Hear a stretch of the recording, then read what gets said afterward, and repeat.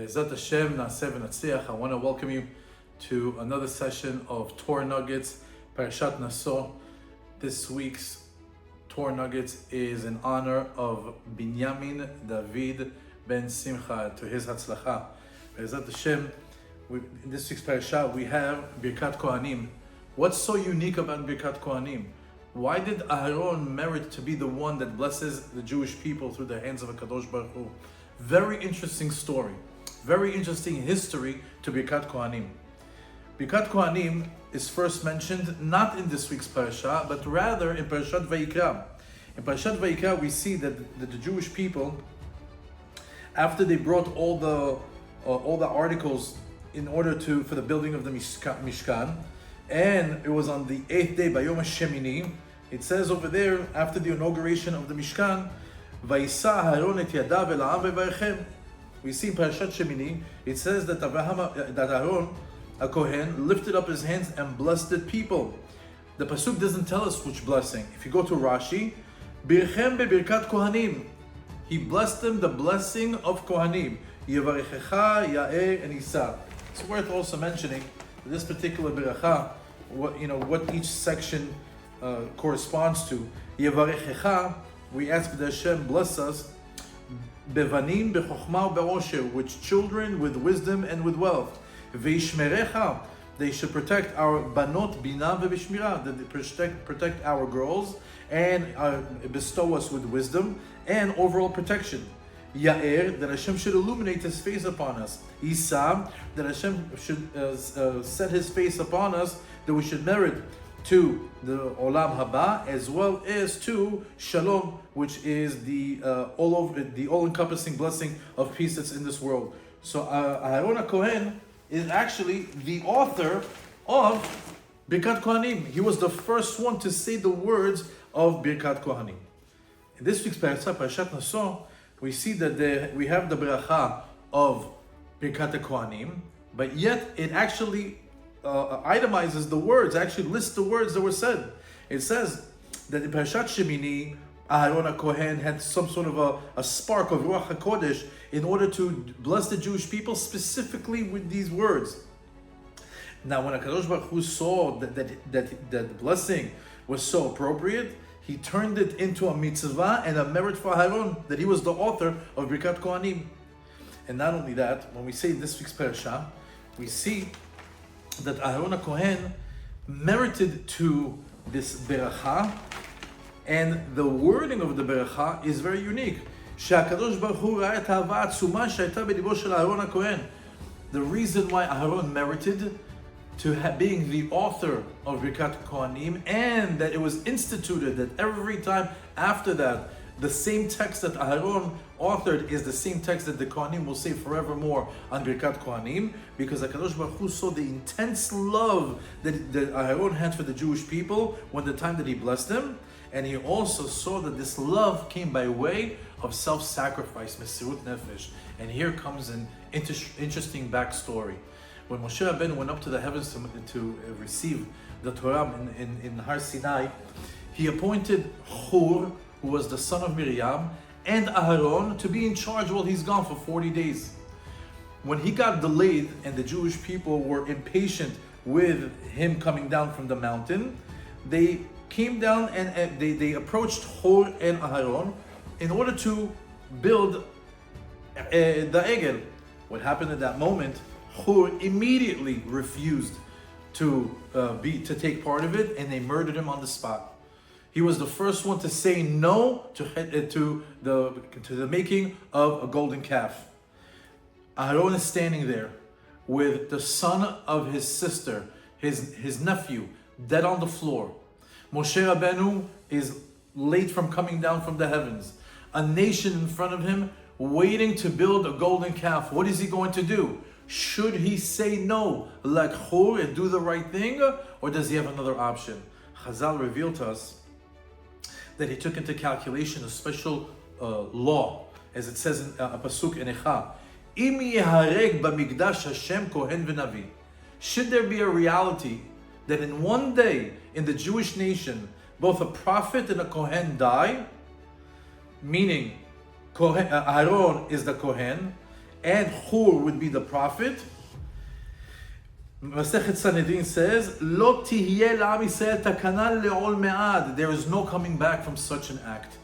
Should there be a reality that on the same day a Kohen and a prophet are killed, the Jewish people cannot recover from such a sin. Aaron knew this, and he knew that if he is going to allow them to or aid them or try to even delay them in building of the golden calf, he's going to be extremely upsetting HaKadosh Baruch Hu. V'nesifut kashot mamash v'yanesh al kach b'chavura gdola. And he knew that he was going to get an extreme punishment for acting in this way, and he knows that he'll be excommunicated from the heavens. However, all that is worth it. He was willing to take one for the team. He was willing to take all that in order for Am Yisrael to be able to not fall for this Kohen v'Navi to die in the same day. He says, otherwise Am Yisrael will have no takana. So what did Aaron HaKohen do over here? He self-sacrificed himself. He says, rather I go than the Jewish people fall for this fall in a mistake of killing a prophet and a Kohen on the same day. When HaKadosh Baruch Hu saw this self-sacrifice, when HaKadosh Baruch Hu saw that this all stemmed from a place of love for the Jewish people, then he said, the time has come to institute this beracha in the merit of Aaron HaKohen, with the words of a Kohen, and forevermore his children, the Kohanim, will say these words, and when they bless, it will be levarech et amo Yisrael be'ava. Asher kiddushanu tzivanu levarech et amo Yisrael be'ava. That he's commanded to bless the Jewish people with love, be'ava. Ironically, it says that if there's some sort of a disagreement in a shul, where there's a Kohen and a Chazan that don't get along, or a Kohen is makpid, he's very particular on somebody that he's not getting along with in shul, he should not go up and bless the people. Why? Because he's not Mikayim, he's not performing the true essence of the mitzvah of blessing the Jewish people with love. Levarech et amo Yisrael be'ava. As it says, V'samu et shemi al bnei Yisrael, v'ani avarechem. Their job is to put my name on the Jewish people, and I will bless them. So it's very interesting. The Ben Ish Chai chimes in on this, and he says, what name do the Kohanim put on the Jewish people as a blessing? V'samu et shemi, and they will put my name, al bnei Yisrael, on the Jewish people. V'ani avarchem, and Hashem is going to bless the Jewish people. He's blessing the Jewish people through the hands of the Kohanim. What name is that? The Ben Ish Chai says it's hinted in the bracha. When it says levarech et amo Yisrael be'ava, to bless the Jewish people be'ava, take the word be'ava and split it into two. Be'ava, bet ahava. 2 times ahava. The numerical value of the word ahava is 13. 2 times 13 is 26. Which name was used? Yud Kei Vav Kei. The 26, the Shem Hashem that has numerical value of 26. V'samut shemi al bnei Yisrael v'ani avarechem. It says v'samut shemi. They put my name. Which name? The name of Yud Kei Vav Kei. Be'ava. What's be'ava? Bet ahava. 2 times 13 equals 26. For those Spanish-speaking people, you'll be glad to see that there's also a hint to it in the Spanish language. When it says, when HaKadosh Baruch Hu commanded Moshe to tell Aaron and his children, Emor lahem. What's Amor lahem? Amor lahem. Amor is love in Spanish. Tell them that with love is how they interact and bless the Jewish people. Furthermore, one of the things that is famously known, Aaron HaKohen and all his descendants had something very special. It says over there in Mishleh, Tov ayin hu yevorach. Somebody who has a good eye, who has a positive outlook, he will be blessed. Kam Chazal in Masechet Sotah on the 38th page on the second side, and says, Al tikrei yevorach ela yevarech. Don't read it yevorach, that he shall bless, that he'll be blessed, but rather that he will bless. Ela yevarech, meaning anybody who has a good eye, anybody who has a positive outlook, anybody who's loving towards any other Jew in this world, not only will he bless, but he has the ability to bless. there was no greater example of Ohev Shalom or Odev Shalom, someone who loves peace and chase peace, somebody who promoted God in the world. מקרב את הבריות לאביו שבשמיים, עושה שלום בין אדם לחברו, בין איש לאשתו. It's a person. Aaron HaKohen was a representative of love and peace and harmony in Am Yisrael, and the one that he has a tov ayin, he has a good eye, a positive outlook in this world. He has the power to bless. From here we see tov ayin, hu mevorach, that the complete opposite is for somebody who has a negative outlook, somebody who judges people negatively in Am Yisrael. Harehu mach'is et Hashem. Instead of making Hashem happy with his service, he angers God with that outlook. In conclusion, we see that there's another interesting distinction in the beracha. We says that when the Kohanim bless, it says, Baruch atah Hashem Elokeinu melech haolam asher kideshanu b'mitzvotav v'tzivanu.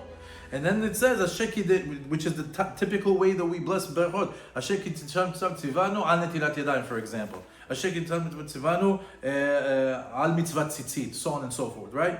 However, when it comes to Birkat Kohanim, Asher kideshanu b'kedushato shel Aaron v'tzivanu. We have a supplication over here. We have an add-on. Typically, our berachot, Asher kideshanu b'mitzvotav v'tzivanu. That is the standard text of every blessing. In Birkat Kohanim, there's an add-on. They inserted a few more words. Asher kideshanu b'kedushato shel Aharon v'tzivanu. That would be with the holiness of Aharon, and he commanded us to bless. Why would we have this add-on of kedushato shel Aharon? Seemingly, there's no other beracha that includes a name of a person. We don't have a beracha that includes Avraham Avinu. We don't have a beracha that includes Yitzchak, Yaakov, Moshe, Aharon, David, Shlomo. There's not a single beracha that includes another human being's name. Yet in Birkat Kohanim, we have the add-on of B'kedushato shel Aharon. Why? To teach us. Shemi shoev et Am Yisrael b'chol libo. Anybody who loves the Jewish people with all his heart, ומוכן למסור את נפשו עבור טובתם של ישראל, and he's willing to self-sacrifice, to give himself for the goodness or for the betterment of the Jewish people. שקול לכבוד הבורא. His honor, כבודו, שקול לכבוד הבורא. The honor of that individual is the same honor or the equivalent to the honor of the Creator. And HaKadosh Baruch Hu is willing לקבוע את שמו של אותו אדם בתוך ברכה. He's willing to even institute Aharon's ברכה inside, to include it inside of the regular ברכה, בתוך הברכה מיוחדת לא יתברך. Same ברכה that we use God's name to bless, he's willing to share that place with Aharon HaKohen for the blessing as well. That's the merit of somebody who loves the Jewish people. That's the merit of somebody who has a positive outlook on the Jewish people. This is the merit of a person who does everything for the sake of the Jewish people. He merits to be in the same beracha, mentioned in the same word of Yud Kei Vav Kei and Aharon in the same sentence, in the same beracha. What a great outlook to have in life, and a great insight to Birkat Kohanim. Birkat Kohanim is something that was instituted from the depths of the heart of Aharon HaKohen because of his love to the Jewish people. HaKadosh Baruch Hu loved it so much that he carried it on for many generations, as Parashat Naso has this beracha of Birkat Kohanim in this week's parasha, that's set on for generations, that the children of Aharon HaKohen will continue in the path of the original Kohen Gadol, Aharon HaKohen. And Be'ezat Hashem, that we learn from Aharon HaKohen, Ohev Shalom ve'Odef Shalom, to be in the ways of Aharon, to bring peace amongst us, people in our family, people in our community, and that Be'ezat Hashem we bring peace between ourselves and Kadosh Baruch Hu. Shabbat Shalom Varach.